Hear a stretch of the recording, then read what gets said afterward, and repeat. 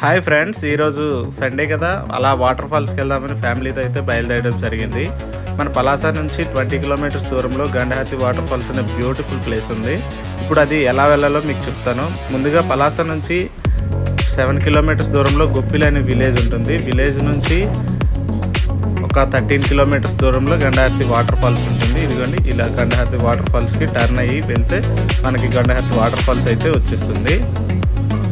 ఈరోజు సండేనే కాదు, మా వైఫ్ బర్త్డే కూడాను. అందుకోసమని సెలబ్రేషన్స్ గండహాతి వాటర్ ఫాల్స్ వద్ద చేద్దామని బయలుదేరడం అయితే జరిగింది. గండహాతి వాటర్ ఫాల్కి వెళ్ళే దారి మొత్తం పచ్చదనంతో నిండిపోయి ఉంటుంది. పచ్చటి పొలాలు, కొండలతో మొత్తం గ్రీనరీ మనకి కనిపిస్తుంది. అక్కడక్కడ చిన్న చిన్న విలేజెస్ ఉంటాయి. గండహాతి వాటర్ ఫాల్స్కి వెళ్ళే రూట్లో మనకి 2 రూట్లు వస్తాయి. ఇదిగో చూడండి, ఇటువైపు వెళ్తే మహేంద్రం, ఇక్కడ లెఫ్ట్ తీసుకుంటే గండహాతి వాటర్ ఫాల్స్కి అయితే రీచ్ అయిపోతాం. చుట్టుపక్కల మొత్తం గ్రీనరీతో ఉంటుంది. అరకు, ఊటీలో ఉన్నంత ప్రశాంతంగా, అంత పీస్ఫుల్గా ఉంటుంది. ఇదిగో గండహాతి విలేజ్ అయితే వచ్చేసాం మెల్లగా.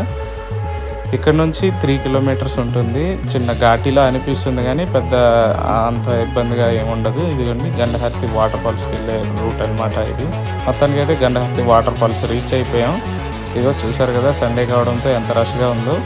జనాలు అయితే గట్టిగా ఉన్నారు. ఇక్కడ ఉన్న లోకల్ వెండర్స్ ఆ చిన్న చిన్న చిరుతిళ్ళు అయితే అమ్ముతున్నారు. ఎవరో అబ్బాయి 6 ప్యాక్తో దర్శనం ఇచ్చాడు.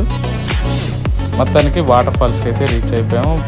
వాటర్ కూడాను గట్టిగా ఉంది. చాలా ఎంజాయ్ చేస్తున్నారు వచ్చిన జనాలందరూ. మరి వచ్చాం కాబట్టి మనం కూడా ఎంతో కొంత ఎంజాయ్ చేయాలిగా. చూస్తున్నారుగా, ఇదిగో ఇందులో మా బ్యాచ్ కూడా ఉంది.